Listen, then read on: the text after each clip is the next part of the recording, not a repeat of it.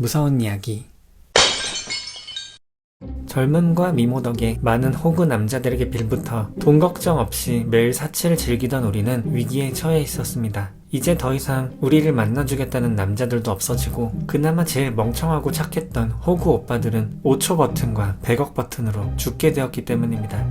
이제 우리 뭐하고 사냐? 오갈 데도 없는데 그때 그 버튼 아저씨라도 나타나면 좋을 것 같은데. 저 부르셨나요? 아저씨? 아저씨 말고 오빠라고 불러주세요. 호호호. 그나저나 버튼을 누르고 싶으신가요? 이번에 가져온 버튼은 무려 10조 버튼이랍니다. 10조 버튼이요? 버튼 아저씨는 예전에 우리에게 나타난 적이 있었지만 우리는 직접 버튼을 누르는 게 겁이 나 누를 수 없었습니다. 하지만 이제 빌붙을 남자들도 없고 10조라는 액수를 들으니 눈이 번쩍 뜨였습니다. 이건 눌러야겠지? 10조라는데 저 혹시 이번에도 무슨 고통을 당한다거나 누가 죽는다거나 그런 룰이 있나요? 오빠가 친절하게 룰을 설명해 드릴게요. 일단 버튼을 누르면 10조를 사용할 수 있는 카드를 받게 됩니다. 이번엔 지옥의 고통 같은 건 없습니다. 대신 몸에 닿게 되면 곧바로 죽게 되는 저승사자가 따라오게 되죠. 저승사자요? 저승사자는 버튼을 누를 사람에게만 보이고 건물이나 벽 등을 통과해 지나다닐 수가 있죠. 바다나 하늘도 그냥 건널 수 있고요. 에이, 그러면 못하죠. 안심하세요. 이 저승사자는 시속 1km로밖에 움직일 수 없으니까요. 10조의 돈이 있으니 아주 먼 해외 등 멀리 떨어져 있는 곳으로 도망치면서 생활하면 잡으러 오는 데까지 오래 걸리기 때문에 안심하셔도 됩니다. 해외 생활이요? 우리 해외 한 번도 안 가봤잖아. 시속 1km면 미국까지 약 1만 km니까 계산해보면 1년 정도는 미국에서 살아도 되는 거 아닌가? 10조나 있으니 멍청한 남자들 눈치 안 봐도 되고 우리가 직접 잘생긴 백인 오빠들 불러서 파티도 하고 완전 땡기는데? 그렇죠? 확 땡기죠? 이번 버튼은 완전 개꿀 그 잡채랍니다. 아예 해외에 갈 짐을 미리 싸고 며칠 뒤에 오셔서 눌러도 된답니다. 아저씨의 말대로 다음날 우리는 짐을 싸서 버튼을 누르고 10조를 챙겨 당장 미국으로 향했습니다. 미국 뉴욕에 도착한 우리는 뉴욕에서 가장 비싼 고급 호텔을 빌려 잘생긴 금발머리 남자들과 파티를 즐겼습니다. 매번 남자들에게 빌붙어 있을 땐 몰랐지만 우리가 직접 돈을 쓰는 기분이 너무 황홀하다는 걸 느꼈습니다. 딱히 영어를 배우지도 않았습니다.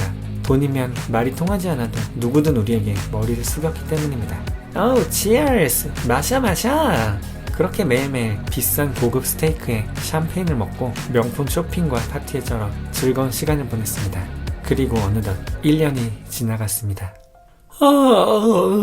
뭔가 매일매일 명품 사고 스테이크 먹고 남자들하고 어울려도 왠지 좀 재미없네. 음식도 입에 좀 안 맞고. 그러게. 그런데 이제 1년 지났으니까 우리 슬슬 돌아가야 되는 거 아니야? 참 그렇지. 저승사자. 아직 괜찮지 않아? 좀 더 있자. 어차피 속도도 느린데. 귀찮긴 하네. 일단 잠이나 자자. 저승사자잖아? 응? 벌써? 큰일 났다. 당장 짐 챙겨서 한국으로 가자. 여권 어딨지? 침착해. 지금 밤이라서 비행기도 없잖아. 우리는 일단 대강 짐을 챙겨 나와 택시를 타고 최대한 먼 곳으로 이동했습니다. 저승사자가 근처까지 왔다는 생각에 우리는 밤새 한숨도 잠을 잘 수 없었습니다. 그렇게 다음날 날이 밝자마자 도망치듯 한국행 비행기를 탔습니다. 우리는 이렇게 한국과 미국, 가끔 또 다른 나라를 오가며 어느덧 10년이란 세월을 보냈습니다. 1년마다 계속해서 나라를 바꿔가며 생활하는 것은 생각보다 편한 일은 아니었습니다. 게다가 우리는 여러 나라의 건물을 사거나 섬을 사기도 하며 정신을 차리고 보니 벌써 반 이상의 돈이 이미 사라지고 없었습니다. 10년 동안 영원할 줄 알았던 돈은 생각보다 빨리 없어져 있었고 저승사자가 계속해서 우리의 목숨을 빼앗으러 다가오고 있다는 사실 때문에 계속 쫓기는 느낌이 들어 불안감을 떨칠 수 없었습니다. 목적 없이 매일 놀고 먹는 생활도 예상외로 행복하지 않았습니다.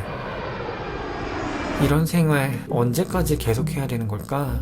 살려면 계속해야지 뭐. 그러고 보니 벌써 몇 년째 저승사자를 못 봤네? 사실 이미 없어진 거 아니야? 버튼의 효력이 풀렸다거나. 지금 창문에 저승사자가 바로 우리 옆을 지나갔다고. 정말이야? 몇 센치만 가까웠다면 지금쯤. 우리는 정신적인 충격 상태에서 한동안 헤어나올 수 없었습니다. 1년 후. 이제 슬슬 한국으로 돌아가야지. 그래. 카드가 없어졌어. 카드가 없어지다니. 파티가 끝난 후 한국으로 돌아가기 전 가방을 확인해 보았으나 그곳에 카드는 없었습니다. 아마도 파티에 있던 남자 중 한 명이 카드의 존재를 눈치채고 훔쳐간 것 같았습니다. 우리는 서둘러 경찰에게 연락해 보았지만 10년 동안 단 한 번도 영어를 제대로 공부하지 않았던 우리는 아무런 설명을 할 수 없었고, 애초에 파티에서 만난 사람들은 그때그때 모은 남자들이었기 때문에 연락처는커녕 이름도 몰랐습니다. 무엇보다 곧 있음 저승사자가 올 것이기 때문에 많은 시간을 지체할 수도 없었습니다. 벼랑간 돈이 없어진 우리는 할 수 없이 급하게 섬과 건물들을 팔아 다시 돈을 만들어 보려고 했습니다. 가까스로 선물 안내받았던 부동산 업자를 찾아가 상담해 보았지만, 하지만 그 섬과 건물들은 다른 사람들의 명의로 등록되어 있었고, 오히려 우리에게 사기당한 돈을 물어내라는 말이 돌아왔습니다. 우리도 사기당한 거란 말이에요. 우리 돈 찾아줘요. 플리즈. 결국 우리들은 사기죄로 누명을 쓰고 감옥에 들어오게 되었습니다. 돈도 없고 영어도 모르는 우리의 말을 아무도 들어주지 않았습니다. 어떡하지? 곧 있으면 저승사자가 올 텐데 이렇게 감옥에 갇히게 되었으니. 아니, 오히려 잘된 걸지도 몰라. 생각해보면 매일매일 돈을 많이 쓰면서 살긴 했지만 아무런 목적도 없는 삶이 전혀 즐겁지 않았던 것 같아. 저승사자가 우리를 잡으러 오고 있다는 생각에 단 한 번도 마음이 편한 적이 없었어. 너도 그렇지 않아? 나는... 맞아. 사실 나도 같은 생각이야. 이렇게 사는 바엔 차라리 저승사자에게 잡히는 게 낫겠다고 매일매일 생각하고 있던 참이었어. 결국 우리는 겉모습만 화려했지 평생 도망만 다니는 죄인 같은 인생을 살게 된 것 같아.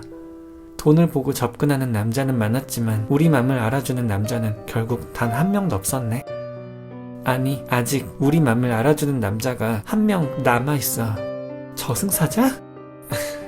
정말 그러네. 당신은 우리가 뭘 원하는지 알고 있죠?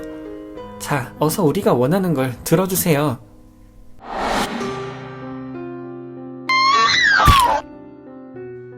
그때 그 버튼 따위 누르지 않았더라면. 결국 이번에도 행복한 결말은 볼 수 없게 되었네요. 자, 당신은 이 버튼을 누르시겠습니까? 그 잡채랍니다. 확 땡기죠?